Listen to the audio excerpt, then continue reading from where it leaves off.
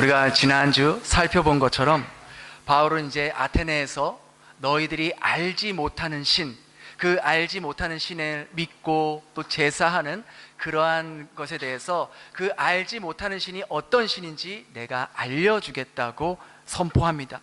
그러면서 그 알지 못하는 신은 천지를 지으신, 만물을 만드신 천지의 주제이신 하나님이다 라고 선포합니다. 이 선포가 아테네 사람들에게 충격적이었던 것은 그 당시 아테네 사람들의 신과는 어느 한 지역에 국한되어 있는 신으로 믿고 있었습니다. 하늘은 하늘의 신, 땅은 땅의 신, 바다는 바다의 신, 산은 산의 신, 이런 식으로 어떤 신은 그 지역에 국한되어 있는 그러한 신으로만 생각했는데, 바울이 선포한 하나님은 산이든 바다든 땅이든 하늘이든 어느 나라이든 어느 곳이든지 만물이 만들어진 그곳은 하나님께서 계시는 그러한 곳이라고 말한 것이었죠. 또한 그 하나님은 사람의 손으로 만들어진 어떤 제단이나 성전에 계시는 분이 아니라 하늘의 하늘들이라도 담을 수 없는 크신 하나님이라고 선포했습니다. 그들이 이 말을 듣고 충격적이었던 것은 그들에게 있어서 신전이란 크면 클수록, 그 신전이 화려하면 화려할수록 신의 힘과 능력이 크다고 믿고 있었기 때문인데, 이 바울이 말하는 그 하나님은 그 어떤 신전도 하나님을 담을 수 없다라고 말했기 때문입니다. 그리고 이어서 바울은 이렇게 하나님에 대해서 말합니다. 우리 25절 상반절 같이 읽겠습니다. 시작. 또 무엇이 부족한 것처럼 사람의 손으로 섬김을 받는 것이, 우상을 섬기는 사람들이요, 우상을 섬기기 위해서 반드시 필요한 것이 있는데 그것은 바로 인간들의 희생과 섬김이 필요합니다. 우상을 섬기는 사람들은 자신들이 그 우상에게 아름다운 옷을 입혀줘야 그 우상이 아름다워진다고 생각하고, 그 우상들 앞에 맛있는 음식을 차려놔야 그 우상이 맛있게 배부르게 먹을 수 있다고 생각하고, 또 그 신들에게 돈을 바쳐야 그 신들이 기뻐할 거라고 생각했습니다. 심지어 자신들의 자녀들까지 제물로 바침으로써 신들을 기쁘게 하기를 원했다라는 것이죠. 그들이 그렇게 했던 이유는 자신들이 섬기고 있는 그 신들을 그렇게 섬김으로 인해서 자기들에게 내릴 재앙을 피하고 자기들이 원하는 복을 받기 위해 그렇게 했던 것입니다. 근데 한번 여러분 생각해 보세요. 사람이 음식을 만들어서 갖다 바쳐야 그 신이 배부르고, 아름다운 옷을 만들어줘야고 입혀야 그 신이 아름다워지고, 그 신들 앞에 돈을 두둑히 바쳐야 그 신들의 주머니가 두둑해진다면, 반대로 말해서 그 신들은 인간이 없으면 아무것도 혼자서는 할 수 없는 부족한 투성이인 신 아니겠습니까? 자기 힘으로는 아무것도 하나 할 수 없는 무능력한 신이라는 것을 스스로 입증하는 거 아니겠습니까? 제가 베트남에서 어느 한 로컬 식당에서 밥을 막 먹고 있는데, 그 식당 주인이 이렇게 그 식당 앞에, 보통 베트남 식당 앞에 다 제단들이 있잖아요. 그 우상단지가 있잖아요. 그래서 우상단지 앞에 뭐 과자니 과일이니 막 음식을 갖다 놓고 딱 마지막에 담배까지 딱 이렇게 꽂아 놓는 거예요. 아마 그 신은 담배를 피는 걸 좋아하는 신이었던 것 같아요. 그래서 막 이렇게 정성스럽게 기도하면서 마지막으로 그 우상단지 그 불 이렇게 막 깜빡깜빡 들어오잖아요. 그 콘센트를 탁 꼽더라고요. 제가 그 모습을 보면서 얼마나 속으로 웃겼는지, 뭐가 웃겼냐면, 아니 저 신은 스스로 불빛 하나 비추지 못하는 거예요. 사람이 콘센트를 꽂아줘야 불이 깜빡깜빡 하는데 왜 저런 무능력한 신 앞에서 그렇게 간절하게 기도를 하고 있는 걸까? 근데 더 웃긴 건 뭐냐면, 자기들이 믿는다고 하는 그 신 앞에, 여러분들 다 보신 적 있을 거예요. 갖다 놓는 음식들을 보면은 대부분 다 굉장히 저렴한 것들만 이렇게 해놔요. 과일도 보면 뭐 이렇게 비싼 거 많잖아요. 뭐 두리안이니 체리니 뭐 이런 거 많은데, 단골로 올라오는 과일이 뭔지 아세요? 바나나예요. 바나나. 베트남에서 제일 싼 게 바나나잖아요, 솔직히. 그죠? 바나나, 뭐 용과, 뭐 쫌쫌 그런 거, 맨 그런 것만 올라와요. 뭐 저 배불뚝 귀신은 원숭이도 아니고 뭘 그렇게 바나나를 좋아하는지, 그러면서 그렇게 싼 것만 올려놓고 뭐라고 빌겠어요? 온갖 자기가 받고 싶은 복은 다 빌 거 아니에요. 그렇잖아요. 아무튼 이렇게 그 신들의 부족함을 채워줄 인간들이 없다면 과연 저런 신들이 존재할 수 있을까요? 그럼 어떻게 이렇게 세상에는 수많은 신들이 존재할 수 있냐라는 것이죠. 모두 다 하나같이 인간이 만들었기 때문이에요. 그런데 그 신들은 인간의 도움 없이는 아무것도 하지 못하는 그런 신들이죠. 심지어 자기 얼굴 하나 닦지 못하는 그런 신들이 어떻게 신이라고 믿을 수 있겠냐라는 것이죠. 바울은요, 그렇게 아테네 사람들의 그런 우상을 섬기는 본질을 아주 꿰뚫어 보았던 거예요. 우상은 처음부터 아무것도 아니었다는 것을 알고 있었다는 것이죠. 그러나 반대로 하나님께서는 무엇이 부족한 것처럼 사람의 손으로 섬김을 받는 분이 아니라고 역설적으로 선포합니다. 이것이 하나님께서 인간의 경배를 받지 않는다는 말이 아니라 우상처럼 아무것도 할 수 없어서 인간이 다 해줘야 하는 그러한 섬김을 받는 분이 아니라고 말하는 것이죠. 왜 그렇습니까? 하나님은 그 어떤 부분에서도 부족함이 없으신 분이기 때문이에요. 인간의 손으로 만들어진 우상과는 달리 하나님은 처음부터 계셨고 지금까지 어느 누구의 어떤 도움도 필요치 않은 분이 바로 우리가 믿는 하나님이라는 거예요. 하나님은 이 천지가 만들어지기 전부터 계셨던 분이에요. 그리고 그 하나님께서는 모든 만물을 만드시고 그것을 다스리시는 분이에요. 여러분, 하나님께서 모세에게 이제 너가 가서 바로에게 가서 내 백성을 구해내라 라고 명령을 하셨잖아요. 근데 모세가 두려워가지고 제가 어떻게 갈 수 있겠습니까? 누가 보냈냐고 하면 뭐라고 말합니까? 하나님의 이름이 뭐라고 하냐면 제가 뭐라고 대답합니까? 했을 때 하나님께서 뭐라고 말씀하셨나요?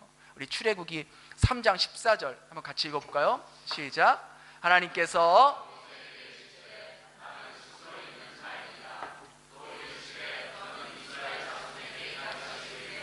스스로 있는 자가 나를 너희에게 보내셨다.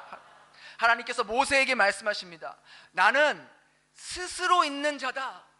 스스로 있는 자가 무슨 말이에요? 그 어떤 것에도 의존하지 않으시며 자신을 스스로 존재하게 하시는 분이라는 거예요. 인간들의 필요로 의해서 만들어진 신으로 추대된 그 세상의 모든 잡신과 우상들과는 결코 같을 수가 없다라는 것이죠.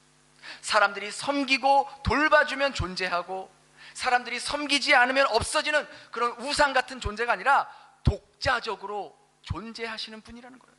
스스로 충만하시고 그 어느 것 하나 부족함이 없으시다는 분입니다. 하나님은 인간이 존재하지 않았을 때도 하나님이 계셨고 그 후에도 계시는 거예요. 그래서 바울이 계속해서 이렇게 선포합니다. 25절 하반절입니다. 함께 읽겠습니다. 시작. 이는 만민에게 생명과 호흡과 만물을 친히 주시는 이십니다. 지금 바울은 하나님을 설명하면서 스스로 아무것도 할 수 없는 그 우상과 비교를 하고 있는 거예요. 우상은 스스로 아무것도 할 수 없는 존재여서 인간의 희생과 섬김이 필요하지만 하나님은 반대로 인간의 섬김을 받지 않을 뿐만 아니라 오히려 인간에게 또 모든 피조물들에게 생명과 호흡과 살아가는 그 모든 것들을 공급해 주시는 분이다 라고 대조해서 말해줍니다. 이 우상은 인간의 도움과 섬김이 필요한 존재이지만 하나님은 오히려 인간에게 도움을 주시는 존재이시다.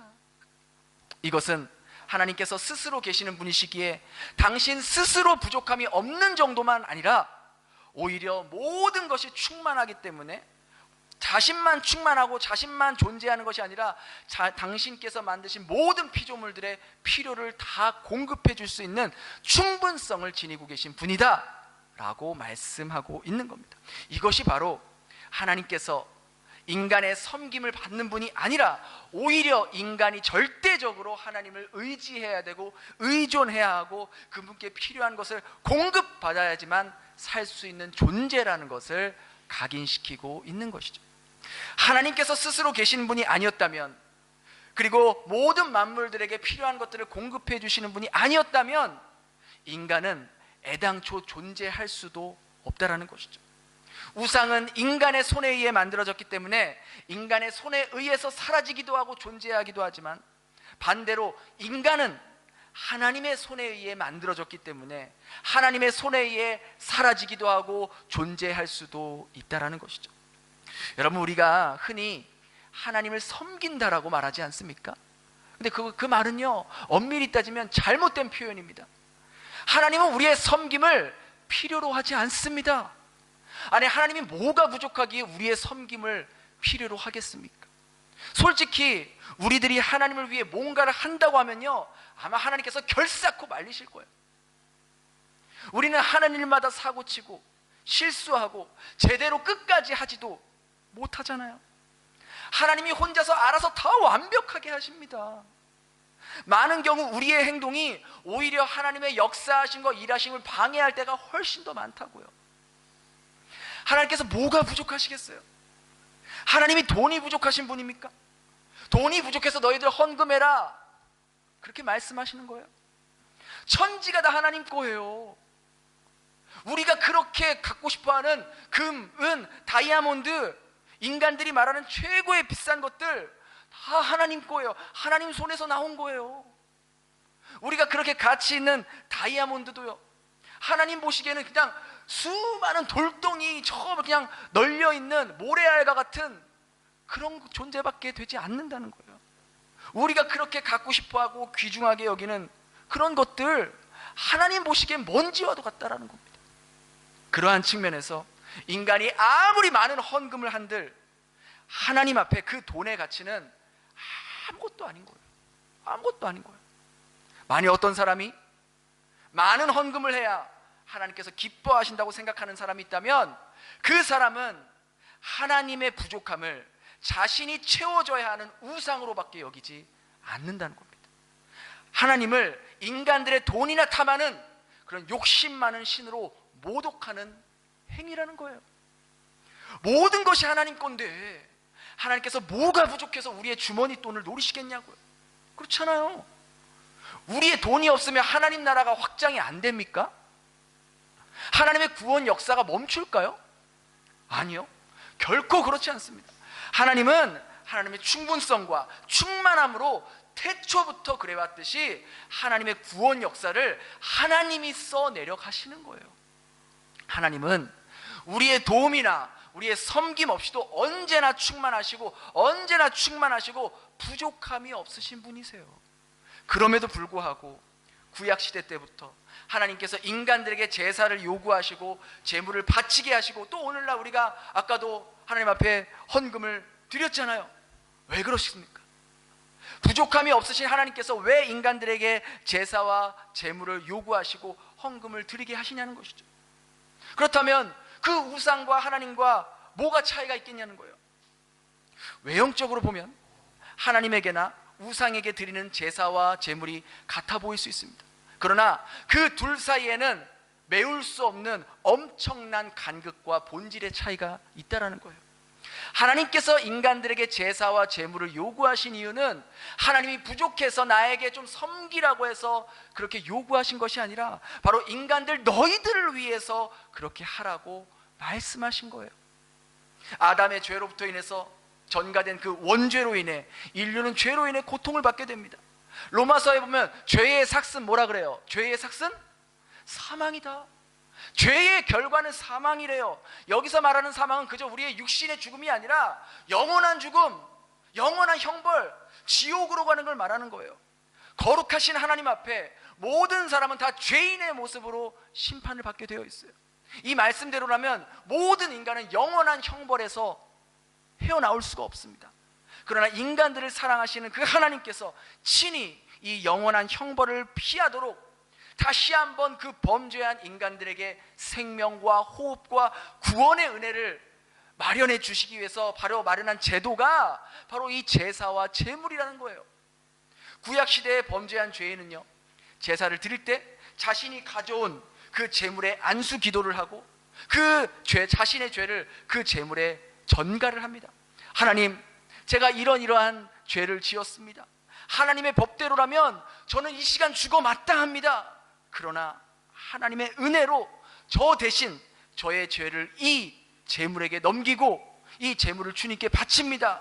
이 제물을 받으시고 저에게 다시 한번 긍휼을 베풀어 주시옵소서 하고 그 직접 자신이 가져온 그 제물을 자신의 손으로 직접 각을 뜹니다. 우리 레위기 1장 4절 5절 세 번역으로 한번 같이 읽어볼게요. 시작. 제물을 가져온 사람은 번제물에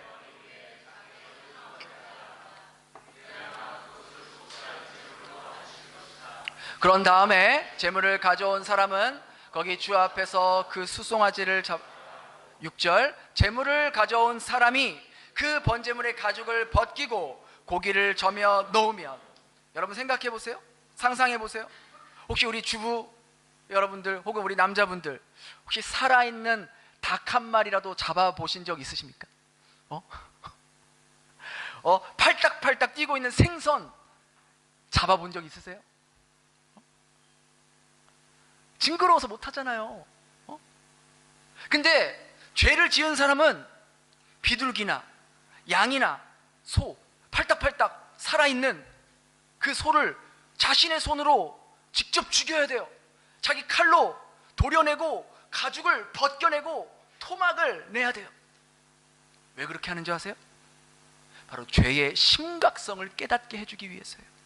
원래는 네가 이렇게 죽어야 하고, 원래는 네가 이렇게 피를 흘려야 되고, 원래는 네 가죽이 이렇게 벗겨져야 되고, 원래는 네가 이렇게 토막이 나야 되는데 너 대신 이 제물이 이렇게 되는 거야. 원래는 네가 이 제단 위에서 불에 타서 없어져야 하는데 이 제물이 대신 그렇게 하는 거야. 죄의 결과가 이런 거야. 죄가 그렇게 무서운 거야. 다시는 죄를 짓지 마라.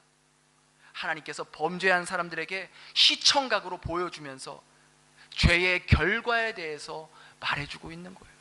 즉 인간들이 제사를 드리고 제물을 드리는 것은 하나님의 부족함을 채우거나 하나님을 섬기기 위함이 아니라 인간들의 죄를 용서하시고 그 죄로부터 구원해 주시기 위해서 그 제도를 마련하신 거예요.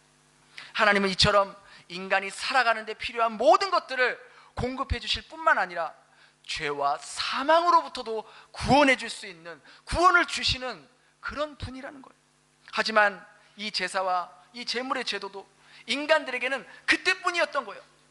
시간이 지나니까 이 시청각 효과도 점점점 효과가 떨어지는 거예요.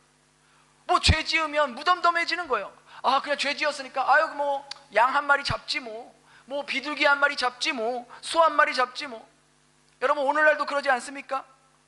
범죄한 사람들이요, 자신의 죄가 발각되면 뉘우치기는커녕 아유 뭐 벌금 내고 말지 뭐, 보석으로 풀려나지 뭐, 아니 뭐 깜빵 몇 개월 갔다 오지 뭐, 그러면서 계속 범죄를 지으는 거예요. 하나님은 인간들에게 용서와 구원의 의미로 제사와 제물의 방편을 마련해 주셨는데 인간들은 그것을 악용하고 오히려 죄를 지어도 제사 한 번 드리면 되지, 야 이번에는 그냥 소 한 마리 잡자, 비싼 소 한 마리 잡으면 하나님도 눈 감아 주실 거야. 이렇게 하나님을 제물의 눈먼 신으로, 제물을 많이 갖다 바치면 내가 저지른 죄도 씻어줄 거라는 그런 생각으로 하나님의 자비하심을 쌍그리 짓밟아 버리는 거예요. 그래서 하나님께서 뭐라고 말씀하셨어요? 우리 이사야 1장 11절부터 13절 한번 읽어보겠습니다. 시작. 여호와께서 말씀하시되 너희의 무수한 제물이 내게 무엇이 유익하뇨? 나는 숫양의 번제와 살찐 짐승의 기름에 배불렀고 나는 숫송아지나 어린 양이나 숫염소의 피를 기뻐하지 아니하노라. 너희가 내 앞에 보이러 오는 이것을 누가 너희에게 요구하였느냐? 내 마당만 밟을 뿐이니라. 헛된 재물 다시 가져오지 말라. 분향은 내가 가증히 여기는 바요, 월삭과 안식일과 대로 모이는 것도 그러하니 성회와 내가 견디지 못하겠노라. 하나님이 말씀하시는 거예요. 니들 제발 재물 좀 갖고 오지 마. 니들 가져오지 마. 구역질 난다. 니들 1000마리 10,000마리 갖다 바쳐도 나 하나도 안 기뻐. 헛된 재물 가져오지 마. 제발 내 이름으로 모이지 마. 주일날 모이지 마. 수요일날 모이지 마. 너희들이 모일 때마다 내가 견딜 수가 없어. 니들이 악을 행하면서도 내 이름으로 모여 제사 드리고 예배 드리는 거 내가 진절머리가 나. 제발 나한테 예배 드린다는 이유로 모이지 마. 혹시 오늘날 우리의 모습이 이런 모습은 아닐까요? 월, 화, 수, 목, 금, 토는 하나님과는 전혀 상관없이 살다가 내 마음대로 내가 하고 싶은 대로 살다가 일요일 돼서 예배당 와서 예배 드리는 자리에 참석하면 하나님도 정삼 창잡해 주시겠지. 내가 이 정도 헌금하면 그래도 하나님께서 기뻐하시겠지. 내가 그래도 11조도 하는데 이 정도면 내가 잘못한 것도 하나님께서 이해해 주시겠지.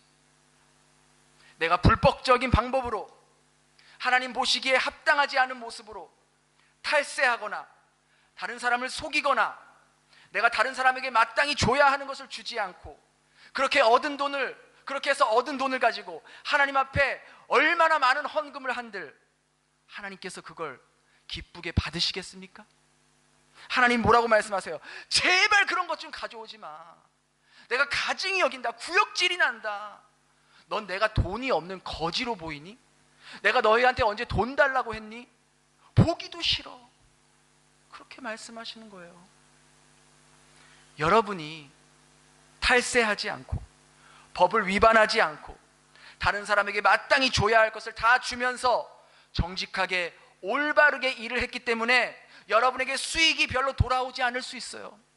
그래서 여러분이 어쩔 수 없이 헌금을 적게 할 수밖에 없다 해도 하나님은 여러분이 드리는 그 헌금을 더 기쁘게 받으실 거라고요. 하나님께서 정말 여러분에게 원하시는 건 돈의 액수가 아니라는 거예요. 하나님은 전혀 다른 것을 원하고 계세요. 우리 신명기 10장 12절부터 13절 읽겠습니다. 시작. 이스라엘아, 내 하나님 여호와께서 내게 요구하는 것이 무엇이냐?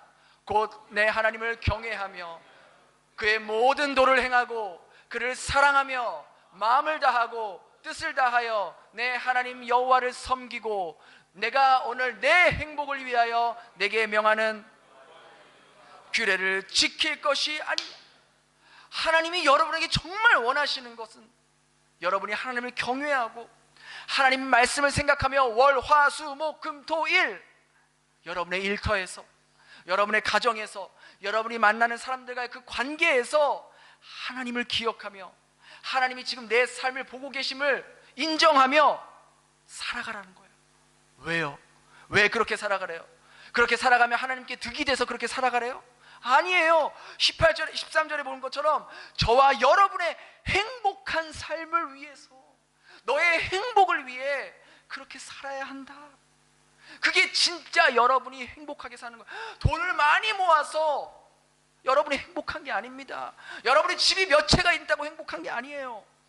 하나님의 말씀대로 살아갈 때 진짜 내 삶에 행복한 삶이 온다는 거예요. 우리 미가서 6장 6절 8절 같이 읽겠습니다. 시작. 내가 무엇을 가지고 여호와 앞에 나아가며 높으신 하나님께 경배할까? 내가 번제물로 1년 된 송아지를 가지고 그 앞에 나아갈까?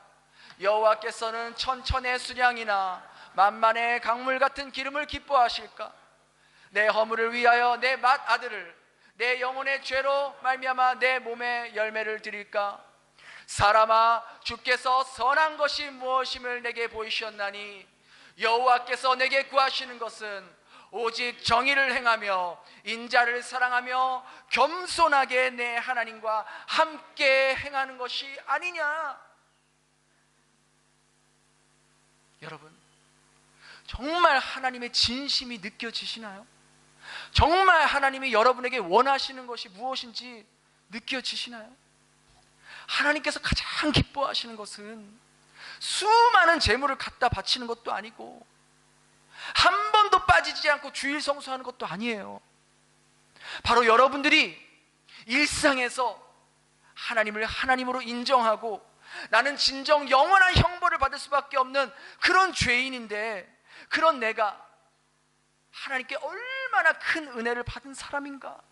내가 지금 이렇게 예배를 드릴 수 있는 것이 모두가 다 하나님의 은혜라고, 그거 아니면 설명할 길이 없다고 그렇게 감사와 감격에 찬 모습으로 살아가는 것, 그걸 정말 원하신다는 거예요. 더 이상 하나님을 내 욕심을 채우기 위한 수단이나 세상의 성공을 이루기 위한 요술램프 지니처럼 여기는 것이 아니라 나는 그분의 피조물이에요. 그분은 나의 창조주예요. 그분의 뜻이라면 나의 계획, 내가 소유하고 있는 것, 내가 가지고 있는 것 언제든지 내려놓을 수 있고 내 생각과 내 뜻 모두 다 주님께 맞출 수 있는 진정 하나님을 내 삶의 주인으로 모시는 그 모습을 그토록 하나님이 바라고 계시는 거예요. 바로 여기서 우상을 믿는 사람과 하나님을 믿는 사람과의 차이가 나는 거예요. 여러분 보세요. 우상을 믿는 사람은요, 그 우상 앞에 온갖 좋은 것들을 갖다 놓고 어르고 달래고 그렇게 해서 그 우상에게 내가 원하는 것을 이루어달라고 하는 거예요. 그렇지 않습니까? 그런 과정 속에서 나라는 존재는 변하지 않아요. 우상의 마음을 어떻게 해서든지 변화시키려고 합니다. 그러나 하나님을 믿는 사람들은 다릅니다. 하나님의 마음을 변화시키기 위해서 하나님을 어루고 달래고 하나님이 기뻐하실 만한 행동을 해서 내가 원하는 것을 하나님께 얻어내는 것이 아니라 절대 불변하신 그 하나님 앞에, 그 하나님 말씀 앞에 내가 부서지고 내가 깨지고 내가 겸손하고 내가 엎드려져서 바로 나의 마음과 나의 생각과 나의 삶이 철저하게 변화되는 거예요. 이것이 바로 하나님을 믿는 사람과 우상을 믿는 사람의 가장 큰 차이점이에요. 내가 변하느냐 아니면 신의 마음을 변화시키려 하느냐. 여러분은 어느 쪽이십니까? 하나님 앞에서 내가 변화되려고 철저하게 깨지려 하고 계십니까? 아니면 나는 변하지 않는데 어떻게 해서든지 하나님께 내가 원하는 걸 얻어내려고만 하고 계시지는 않습니까? 지금까지 여러분들이 하나님 앞에 나의 마음은 변하지 않고 하나님의 마음을 변화시키려 했다면 그런 어리석은 모습을 오늘부로 내려놓고 오늘 이 시간부터 절대 불변하신 하나님 앞에서 내가 철저하게 깨지고 철저하게 부서지고 낮아지고 나의 좁은 생각이 변화되고 하나님을 내 생각과 경험이라는 그 틀 안에 가둬놓으려고 했던 그런 우리의 무지함을 종지부를 찍고 우리에게 호흡과 생명을 주시는 그 하나님 앞에 겸손하게 정직하게 살아가면서 영원한 형벌로 죽어가는 마땅한 존재를 살려주시고 살려주셨을 뿐만 아니라 영원한 생명을 허락하신 그 하나님, 또 이 땅에서도 필요한 모든 것들을 공급해 주시는 그 하나님의 은혜에 날마다 감사하며 사는 삶, 바로 이것이 하나님께서 진짜로 저와 여러분들에게 원하시는 모습이라는 거예요. 여러분, 오늘 우리가 이 시간, 이 똑같은 시간에 함께 모여 하나님을 예배하고 똑같이 하나님을 찬양하고 똑같이 하나님께 예물을 드렸지만 하나님께서 기쁘게 받으시는 그 예배와 예물이 있는가 반면 하나님께서 받지 않으시는 예배와 예물도 있다는 것을 여러분 꼭 기억하시기 바랍니다. 어떤 사람의 예배와 예물을 하나님께서 기뻐하실까요? 하나님께서 아벨과 그 아벨의 제사는 기쁘게 받으시고 가인과 가인의 제사는 받지 않으셨던 것처럼 여러분이 날마다 하나님의 말씀대로 여러분의 가정에서, 여러분의 일터에서, 여러분이 만나는 사람들과의 관계 속에서 그곳이, 여기가 예배당이 아니라 바로 그곳이 하나님을 예배하는 예배당이라고 생각하며 월, 화, 수, 목, 금, 토 그런 마음으로 살다가 주일에 우리가 함께 모여 예배드릴 때 아벨과 아벨의 제사를 받으셨던 것처럼 하나님은 여러분의 삶과 여러분의 예배와 여러분의 예물을 기쁘게 받으실 거예요. 하나님은 그렇게 여러분의 마음과 중심을 원하신다고요. 제가 정말로 바라기는 오늘 이 자리에 나온 여러분 한 사람도 빠짐없이 하나님께서 여러분 각자가 드리는 그 예배를 하나님께서 받으시기를 저는 간절히 원하는 거예요. 한 사람의 예배도 빠짐없이 하나님께서 다 기쁘게 받으시기를 바라는 거예요. 이번 한 주간 스스로 계시는 하나님, 스스로 계실 뿐만 아니라 우리에게 호흡과 생명과 구원을 주시는 그 하나님을 기억하며 주일날만 돼서 예배당에서만 하나님과의 관계를 찾는 그런 사람이 아니라 이제 이 예배당 문 밖을 나가서 그 순간부터 여러분의 삶의 자리가 하나님을 예배하는 예배당임을 기억하며 그 하나님 앞에 겸손하게 정직하게 하나님의 마음으로 주어진 삶의 자리를 살아갈 수 있는 저와 여러분 될 수 있기를 예수님 이름으로 축원합니다. 기도하겠습니다. 하나님, 오늘 말씀을 통해 하나님께서 정말 저희들에게 원하시는 것이 무엇인지를 깨달았습니다. 하나님께서 진정으로 원하시고 기뻐하시는 것은 저희들의 삶 속에서 하나님의 마음을 품고 겸손하게 정직하게 하나님을 기억하며 살아가는 올바른 삶인데, 저희들은 저희들의 재능이나 물질로 하나님의 마음을 살 수 있다고 생각했던 저희들의 무지함을 용서하여 주시옵소서. 이 세상의 모든 것이 하나님의 것인데 저희는 마치 하나님이 우리의 섬김이 필요하고 우리의 물질이 필요한 부족함 투성이인 신으로 여겨왔습니다. 하나님은 그 어떤 것에도 부족함이 없으신 충만하신 하나님인데, 그 충만하신 하나님을 믿으면서 사는데 저희는 하나님만으로 만족하지 못하고 감사하지 못했습니다. 주님, 저희는 믿음이 부족하다고 하나님께 간구하기보다 물질이 부족하다고 하나님께 간구한 적이 더 많았고, 영혼을 구원하기 위해 저희들의 기도가 부족했습니다라고 고백하기보다 세상의 것이 부족하다고 채워달라고 했던 저희들의 모습을 돌아보게 하여 주시옵소서. 하나님을 우상같이 생각하며 어루고 달래서 내가 원하는 것을 얻으려 했던 욕심과 교만을 이 시간 이후부터 버릴 수 있게 하여 주시고, 절대 불변하신 그 하나님 앞에 나의 자아가 깨지고 부서지고 가루가 되어서 주님의 손에 새롭게 빚어질 수 있는 저희들의 마음과 삶이 될 수 있도록 인도하여 주시옵소서.